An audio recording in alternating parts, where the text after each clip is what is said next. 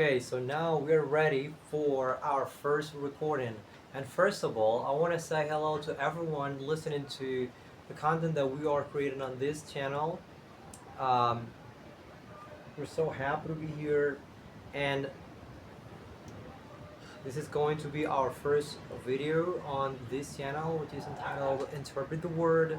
And as I wanted to tell you before, this channel is going to be about something important. The title Interpret the Word is because this is supposed to be a Christian channel on Christian translation and interpreting, but specifically it's going to be on interpreting. So we're gonna be talking about how to interpret Christian sermons and preachings in general from God's Word. Let me introduce myself to you guys first. I want to tell that my name is Leonardo, but you can all call me Leo. Just what I go by from most of the people. That's how most of the people call me, and I'll feel comfortable with everyone calling me like that. So I wanted to say that this channel is going to be something that is going to give you and provide you with different necessary tools in order for you to become a successful Christian translator and interpreter, but specifically an interpreter. Um, so, this channel is basically in English language, but first I would like to tell you that my mother tongue is not English. Probably some of you guys have already noticed it, and but it doesn't matter. Anyways, my first language, my mother tongue, in this case, is Spanish. I was born in Cuba, the country where I currently live, the only country where I've been living all of my life, and I have never been out of this country. But I was able to learn English here while I was here, and that is something I would say outstanding. I've been working like for the last 9 years of my life as a Christian interpreter, interpreting sermons and preachings and Christian messages in general for different missionary groups that have been coming to Cuba and to the different churches where I have been, and it's been an amazing and wonderful experience. First of all, there is one detail that I haven't told you yet, and it is the fact that I studied English and French languages at the University of Ghent. So basically, I got a bachelor's degree from that university, and of course, I had to take different courses, different subjects on linguistics, and I did it in 3 different languages. First of all, I took linguistics in English.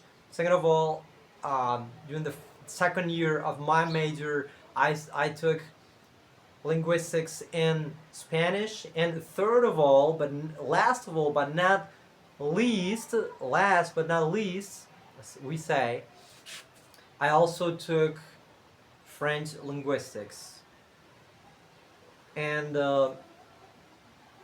this is wonderful because this gives me so many tools in order to understand how the different foreign languages work, and at least Romance languages, and not only Romance languages, but also and this bigger category of languages that are the so-called Indo-European languages. So I can understand them, like in the sense that I know how they work. I know how to learn a foreign language, and I can teach you how to learn foreign languages for those of you guys who are on this path of trying to learn different foreign languages. But I also want to tell you that I'm not just a language learner. I'm also a translator and interpreter. And I have always been doing this job, like at least interpreting, for the last 9 years of my life, since I was in first year of college, since I was a freshman in college. And that's a wonderful experience.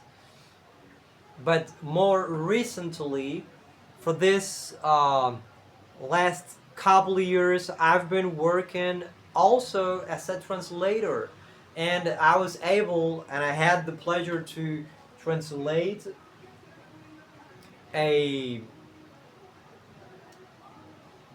Christian manual. It is basically a pastoral manual for the different um, pastors from my denomination at a worldwide level.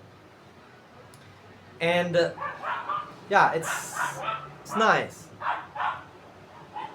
For those of you who might already be wondering and trying to know what Christian denomination I'm part of, let me tell you that I am a Seventh-day Adventist Christian. So, apart from that, I also want to tell you that on this channel we're going to be focusing on not just giving you the necessary tools for you to learn for you to know how to learn a foreign language. In this case, like what happened to me, that I started, I learned English as my second language, but I also learned French. I have a B2 French level, which is almost C1 level, and currently I am working on polishing my German language skills, just to say. And this year, at the beginning of this year, I was studying German so intensively, like for a couple months in a row or 3 months in a row, like all the time, every day I was learning more German, new words and everything, and I was able to like take it from an A1, A2 level to a B1 level, which is something considerable.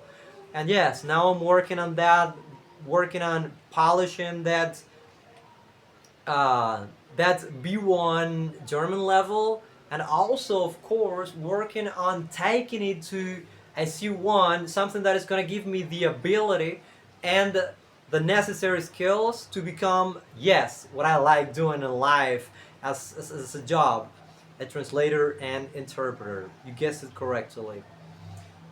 So I have a story that is relatable to yours. I know where you're coming from because I know where I came from when I first was learning English, my first language, my first foreign language, and when I first wanted to become a translator and interpreter. So I can help you and give you the necessary tools for that. Um, so yes, let me tell you, when there's a will, there's a way. And this is not just a mere cliche, as someone might think, but this is more than that. This is a reality. This is a fact. And this is something that, how to say? Yeah, it's a principle. That is the word that I wanted to say. This is a principle in life. Whatever you want to do, you can do it by God's grace. Yeah, we have to say that, by God's grace, if you truly want it. And in my case, one day when I was 17 years old and I barely spoke English, I only had like a B1 level at that time. And during that week in my church, there were some visitors from the United States, and there was this pastor. He was not American, he was European, from Denmark, but he was preaching in English because, of course, who's supposed to know Danish language in Cuba, in Elgin City, which is such a small city? Well, not small, but like where are you gonna find someone who knows Danish at that level necessary to interpret a sermon, a whole series of sermons? So of course, the Danish pastor, he had to preach in English, of course. And one day I saw that, and I said to God and to myself, Lord, you know what? For next year, or for at least for the like for the next couple years, I want to be there behind that pulpit on that platform, interpreting sermons for your glory, and of course for the benefit of the whole congregation. And that was, yeah, not exactly the next year as such, but like 2 or 3 years later, I was there, standing on that pulpit, standing on that platform behind that pulpit. Of course, I was not standing on the pulpit. That's ridiculous. That would have been wild. So, God gave me this gift. And the experience that I've been having for the last few years is that so many people are satisfied with the work that I've been doing. They like the way I speak English. They like the way I speak Spanish, the way I interpret from one language to the other one, that is the so-called bilateral interpreting. And the reason why I'm telling you all of this story and what happened to me when I was 17 years old and everything, that was like in the year 2013. I just told you that I live in Cuba and that I've been living in this country most of my life. So the point is that at that time, in this poor country, which is a third world country, I had nothing. I had no internet. In fact, pretty much nobody in Cuba had internet at that time. That was like totally unknown to people from my country. Apart from that, there were no cell phones. Like only a few select people had a cell phone because cell phones were really expensive. Not only, it was also the same experience in the rest of the world. Not everyone had a cell phone in all the different countries. Only people from developed countries at that time. But apart from that, I was so poor that at home I had, for example, no DVD player, which most of the people in my country were able to have one, and they could like use those old days CDs. And they could burn the CDs with whatever piece of information they wanted to have access to. There was this famous English course at that time for Latin people, which is called Inglés sin Barreras, something like that, which I think it means literally English without barriers, without borders, something like that, whatever you want to say. And incredibly, I did not even have that. You know what I had? What I did have at the time? Well, I started to learn English when I was 15 years old.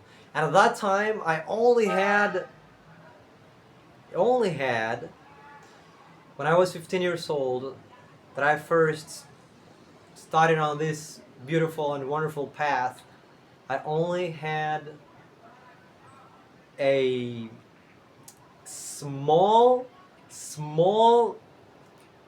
bilingual dictionary. It was English, Spanish, Spanish, English. Just that. And the dictionary was not even mine. You know who gave it to me? It was my uncle, my mother's brother. So the dictionary was small. It was a British dictionary. It had pronunciation with the so-called phonetic alphabets. That was wild for me. Beautiful experience, because I said, what are those symbols? And I realized it was pronunciation, and then I said, I gotta learn this. And I was able to learn how to spot, how to decipher the so-called phonetic symbols, and that made me advance so much, like you cannot imagine, guys. And basically, at the core of that experience, I mean, when I say that experience, I'm talking about the reason why I speak the way I do it, why I sound the way I do it, why I sound the way I do, and why I have this pronunciation that at first some foreigners have asked me if I was ever in America, if I ever lived in America. The reason why is because I paid a lot of attention to pronunciation. And you know, the reason why I'm telling you all of this is because if I was able to get to this point with nothing, with almost no resources at hand, come on, you are living in the 21st century. We are at this advanced time, this first quarter of the 21st century. This is the year 2025. And if you're watching this on YouTube, it is because you have a cell phone on your hands, and it is because you have access to the internet. And if you have all of that, come on. Come on, bro. You have way more than I initially had when I first initiated or started on this path. And that means that you can improve like way faster, and you can you can be so much, I mean, it's like so successful in a shorter amount of time. Because in my case, getting to this point took me like so many years, but your case can be way more different. If you're online now, if you're on the internet now, you can have access to talking to so many people from so different countries. Imagine, in my country, there was a time when if you went to a public place where there were foreigners, there was a time when if you went on a public park and tried to approach anyone from another country, the police could go to you and tell you, "What are you doing? You're just like harassing foreigners. You're just harassing the tourists." So basically, I almost had no chance to meet people to practice the language. And in my case, in my country, Cuba, most of our visitors for so many years have been Canadians. And just talking to a Canadian on the streets, just like that, that was not that was not good. It was not at all. It might have gotten me into trouble. But now, if you have access to the internet, you can talk to so many people. You can uh, approach different people on the internet. There are different platforms that you can practice this language. For example, in my case, um, like 5 years ago, I discovered Tandem, this app, which is for practicing foreign languages. You can find your tandem partner, something like that. And I'm not able to use that app because I'm here in this country, and that is an app that you have to pay for it, you know. And that's another story. But basically, I just told you my story, and I did this introduction of who I am for you to be encouraged, for you to get motivated, for you to know that if you propose yourself to do something, like in this case, become a good interpreter and translator, yeah, for God's glory, you can truly do it. You can reach that potential, that level, and that, yeah, you can access all the skills that you would like to have if you propose it yourself. And even more, if God is with you, helping you and blessing you, if you keep contact with Him. And yes, last but not least, I want to tell you that I didn't even have access to having the Bible in English when I was first learning this language. But one day, at that time, again, way back when I was 17 years old, I met this American pastor in my church. He was like delivering some series of sermons or lectures on different topics, different Christian topics in my local church.